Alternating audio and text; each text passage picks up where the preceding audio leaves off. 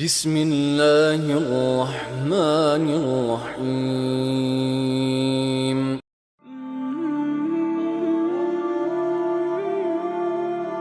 مصر کے بادشاہ نے اپنی بیٹی نکاح میں دی، واپس آئے، اولاد کوئی نہیں، 2 بیویاں، 86 برس کی عمر ہو گئی، مانگتے مانگتے مانگتے 60 سال کی دعاؤں کے بعد اللہ نے بیٹا دیا، اسماعیل۔ اور ابھی وہ چند دن کے تھے کہ اللہ کی طرف سے اشارہ ہوا، ان لے کے نکل، ان لے کے نکل۔ کدھر؟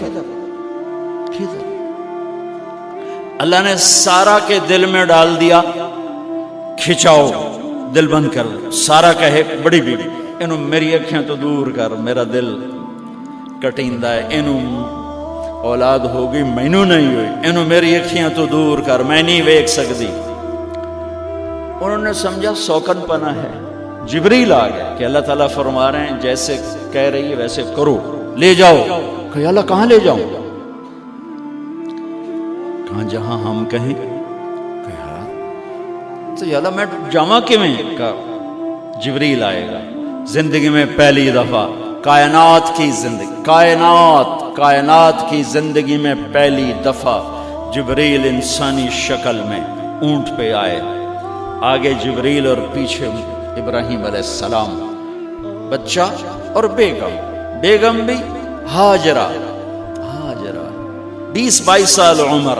چلو سارا سے بیٹا ہوتا، وہ بھی 80 سال کی ہو گئی تھی، تو ایک عورت زندگی گزار چکی ہے تو اس کو جدا کرنا آسان تھا۔ ہاجرہ شہزادی 22 سال 20 سال عمر، چلتے یہ دن 3 ہفتے لگے، 4 لگے، مہینہ لگا، 2 ہفتے لگے، پتہ نہیں، اللہ ہی جانتا ہے۔ لیکن جب مکہ کی وادی میں پہنچے، جب نہ انسان، نہ درخت، نہ پانی، نہ سایہ، نہ غذا، اور ایک نشیب وادی جس کے چاروں طرف پہاڑ، صفا، مروہ، جبل ابی قبیس اور جبل ہندی یا جبل عمر، آج کل اس کا نام ہے، پتہ نہیں اس کو کیا نام تھا، اب تو سارے صاف ہو گئے۔ یہ 4 پہاڑوں میں ایک نشیب آیا، تو جبریل نے کہا یہاں اپنے بچے اور بیوی کو اتار دیں اور واپس چلے جائیں۔ جب آگ میں ڈالا تھا تو ایک لفظ نہیں بولے تھے، اور ایک طرف ہوا کا فرشتہ، ایک طرف پانی کا فرشتہ کہ ہم آپ کی مدد کریں، کہ اما الیک فلا، نہیں تمہاری ضرورت نہیں، اما اللہ فنعم، اللہ ویکھ رہا ہے، انہوں بچاونا ہو تو بچا لے سی، یہ ساڑنا ہو تو ساڑ دے سی، میں تہاڈی لوڑ بھی فرشتوں سے بھی بے نیاز ہو کے۔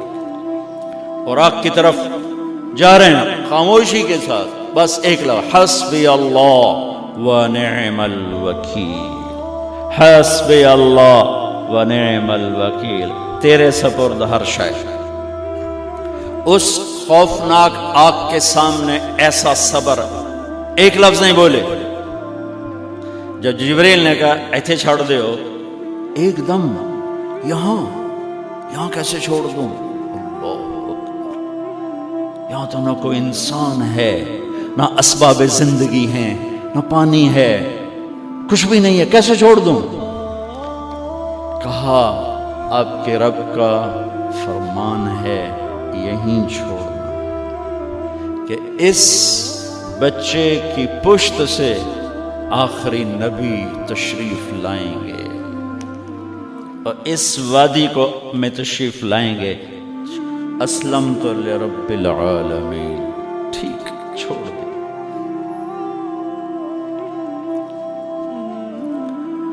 ہاجرہ تو نبی نہیں ہے نا، ہاجرہ تو شہزادی ہے، تو جب واپس مڑے وہ حیران ہو گئی، یہ کیا کر رہا، یہ کیا کر رہا؟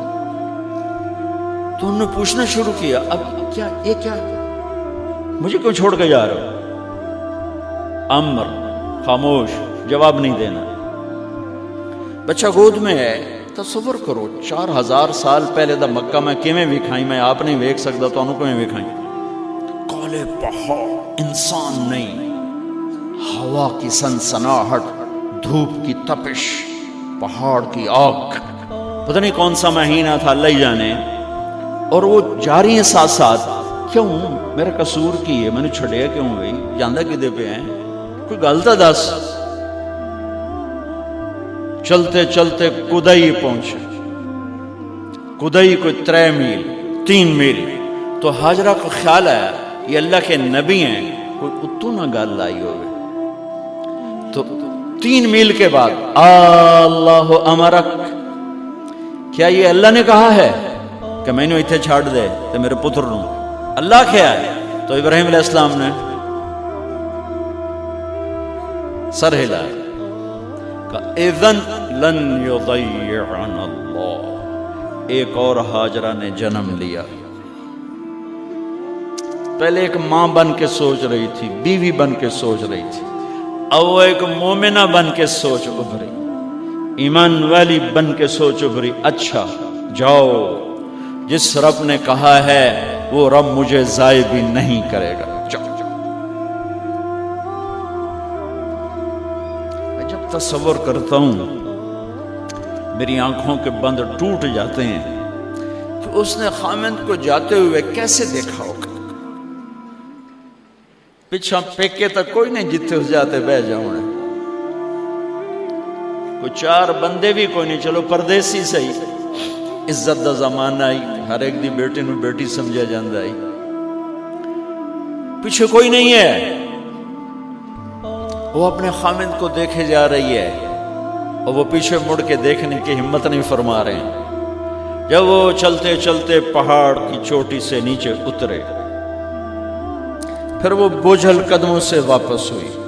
میں الفاظ کہاں سے لاؤں کہ اس چال میں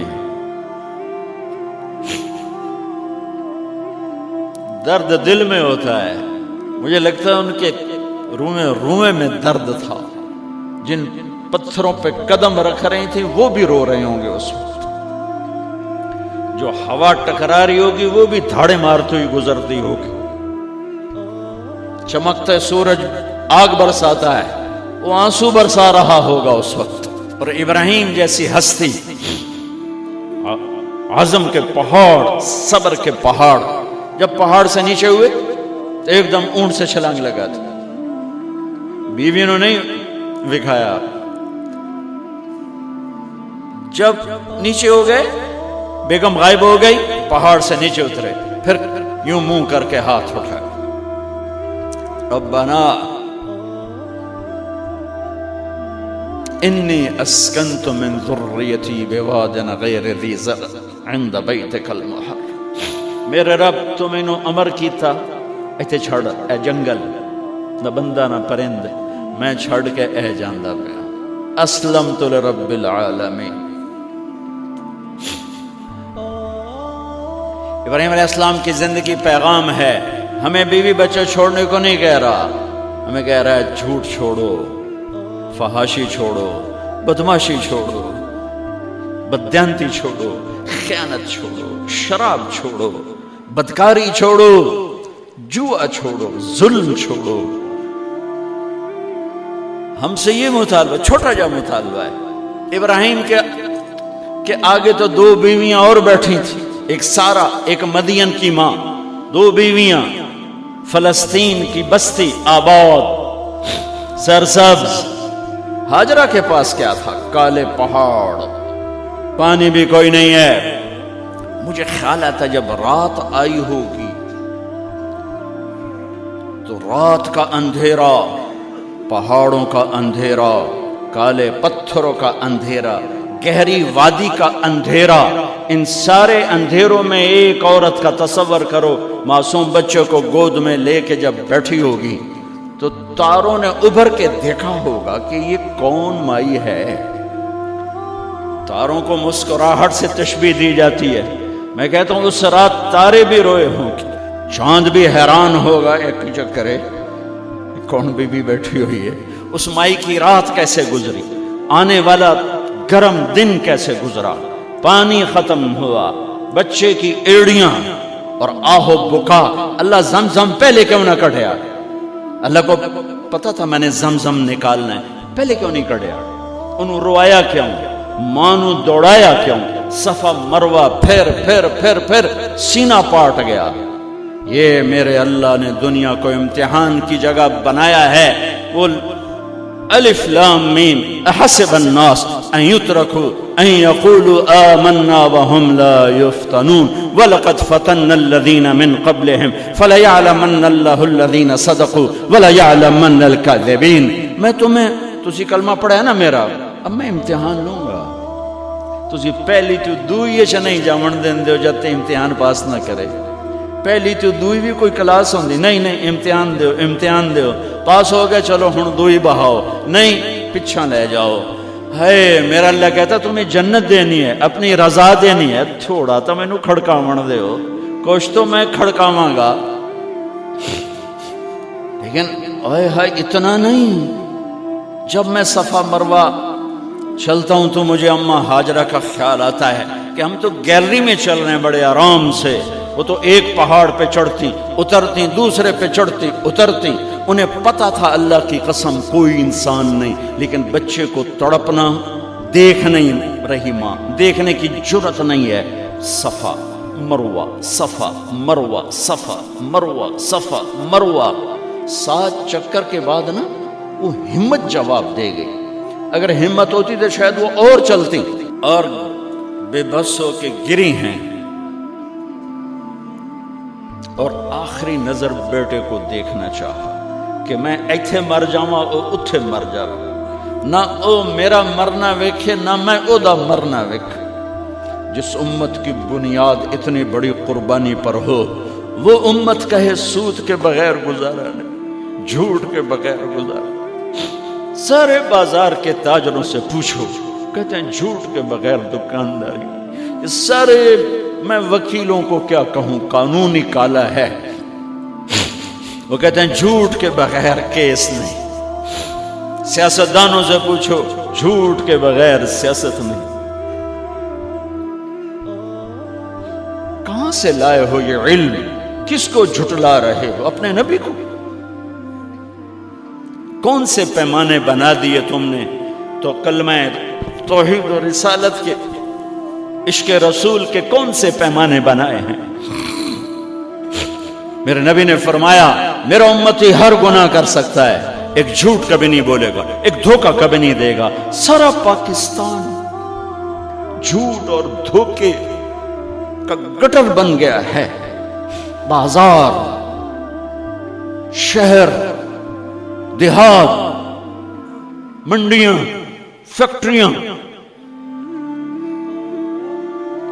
وزارتیں، صدارتیں، دفاتر، عدالتیں، جس ملک کی عدالت ظلم و ستم پر اٹھ رہے ہو، میں کتھے جا کے ہنج کڈھا، کتھے جا کے ٹکر مارا؟ یہ ہاجرہ کا قصہ اس لیے ہے کہ اللہ پر ہر چیز قربان کرو۔ قربانی اللہ ہر ایک سے نہیں لیتا، وہ حسین جیسوں سے لی، وہ ابراہیم جیسوں سے لی، وہ صحابہ سے لی۔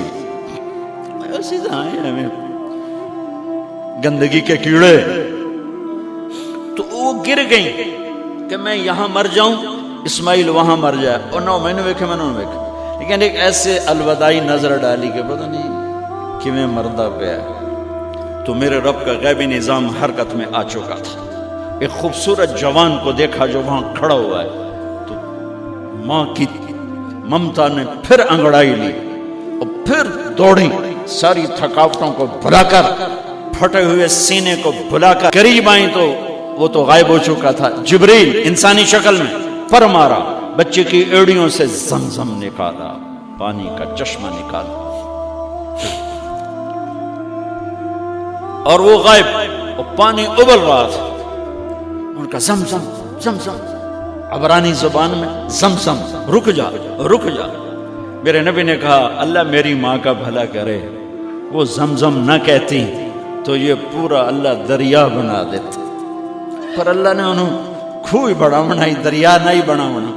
کیا پانی ہے، کنویں کا پانی کھڑا ہو، بیچ میں مینڈک پیدا ہو جاتے ہیں، کیڑے پیدا ہو جاتے ہیں، کتنے پونگ پیدا ہو جاتے ہیں، مچھر پیدا ہو جاتے ہیں، اس میں گھاس نکل آتی ہے، کائی نکل آتی ہے، ساری دنیا میں پھر کے جاؤ دیکھو، واحد زمزم کا کنواں ہے جس میں مینڈک پیدا نہیں ہوتا، کیڑے پیدا نہیں ہوتے، پونگ پیدا نہیں ہوتے، کوئی مچھر پیدا نہیں ہوتا، کوئی گھاس پیدا نہیں ہوتا، کوئی کائی پیدا نہیں ہوتی، صاف شفاف.